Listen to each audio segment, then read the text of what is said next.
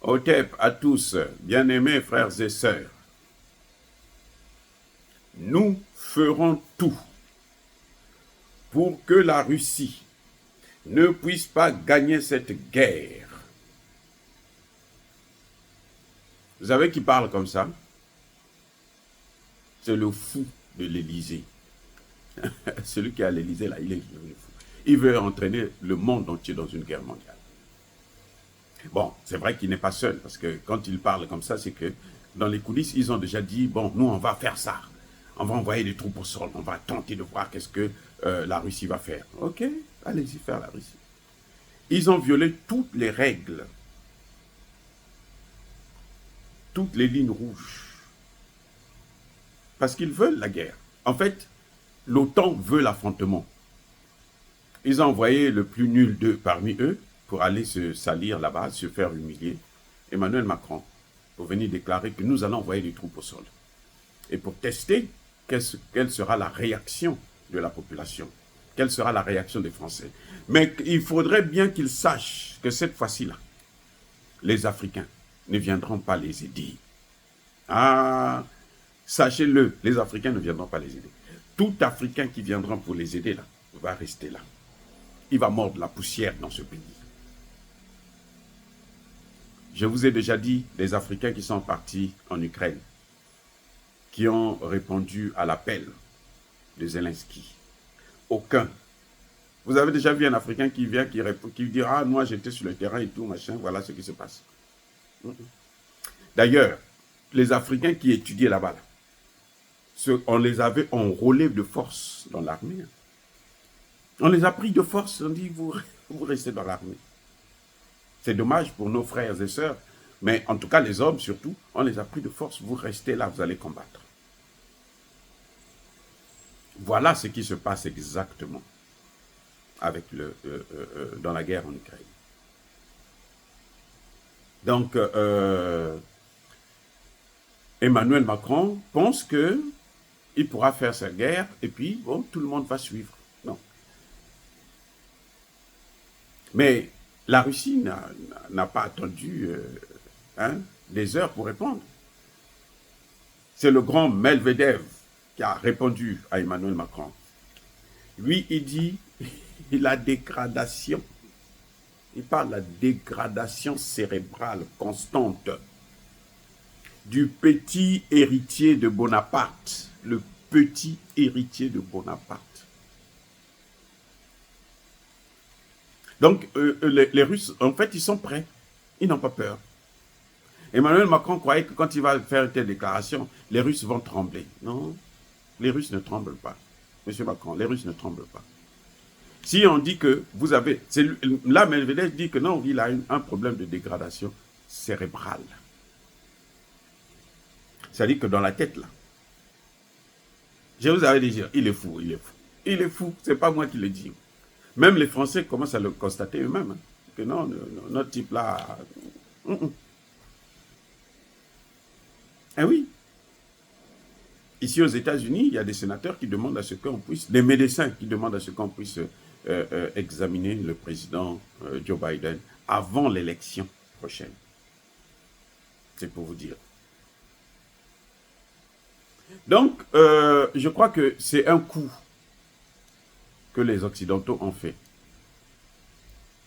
en utilisant Macron comme cobaye.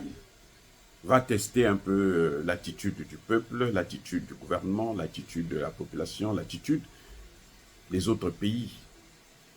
Mais tout le monde est en train de voir que ce sont eux qui sont en train de faire la guerre. Emmanuel Macron, quand il dit nous devons faire tout pour que la Russie ne gagne pas, il compte sur les missiles longue portée. Ils ont déjà tout envoyé. Non? Les missiles longue portée qu'ils ont là, c'est les Shadow. C'est ça, les Scarp. C'est le même. Shadow en anglais, Scarp pour les Français. C'est le même. Ils ont fabriqué ça ensemble. Ils en ont combien d'ailleurs? Les stocks là sont déjà pratiquement épuisés. La Russie a tout détruit. La France a un problème, c'est que les mercenaires qu'elle avait envoyés en Russie, là, on les a tous massacrés. Là, elle se dit non, je vais envoyer des troupes au sol. Mais les militaires, l'état-major française a déjà dit que nous ne pouvons pas tenir une guerre de haute intensité pendant plus de 3 jours. Pendant plus de 3 jours. Donc, il ne faut pas rigoler. Vous croyez que la Russie va les regarder comme ça? La Russie sera capable d'utiliser l'arme nucléaire tactique pour se défendre. Elle le fera. Mais cette fois-ci, elle ne le fera pas seulement. Elle ne le fera pas en Ukraine. Elle le fera en Europe et aux États-Unis. C'est ça le problème. Ceux qui ne comprennent pas, c'est ça. La gravité des déclarations intempestives que Emmanuel Macron est en train de prendre. Ça ne va pas, ça. Donc, en fait, les Russes les attendent. Les Russes savent qu'ils sont en guerre contre l'OTAN. Les Russes ne sont pas stupides. C'est peut-être Zelensky qui n'a pas compris, parce que, bon, lui, avec tous les avantages que ça lui donne, sa femme a accouché il n'y a pas longtemps dans l'un de ces pays encore. Donc, lui n'a pas de problème. Il n'a pas de problème là-bas.